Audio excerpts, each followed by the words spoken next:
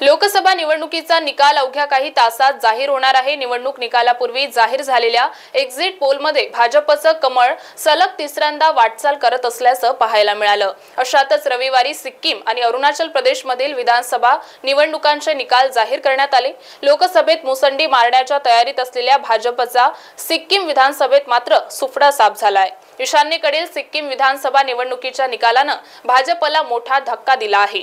सिक्कीम विधानसभा निवडणुकीच्या निकालात भाजपला खातही उघडता आलं नाही। विधानसभा निवडणूक निकालाच्या 32 पैकी 31 जागा जिंकून सिक्कीम क्रांतिकारी मोर्चाच्या प्रेमसिंग तमांग यांनी संपूर्ण विरोधी पक्षाला केवळ एकाच जागेवर समाधान मानण्यास भाग पाडला आहे। महत्त्वाची बाब म्हणजे सिक्कीममध्ये मावळत्या विधानसभेत भाजपचे 12 आमदार होते, पण यंदाच्या निवडणुकीत भाजपला साधा भोपळाही फोडता आलेला नाही।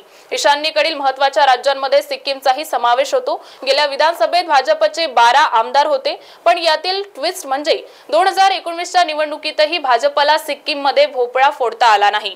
भाजपचा प्रभाव तसा ईशान्येकडील राज्यामध्ये नगण्यच आहे असं म्हटलं तरी वावगं ठरणार आहे। पण मोठ्या उलटफेऱ्यानंतर एकही जागा न जिंकताही भाजपच्या आमदारांचे संख्याबळ 12 झालं होतं। महाराष्ट्र टीव्ही 24 साठी ब्युरो रिपोर्ट, नागपूर।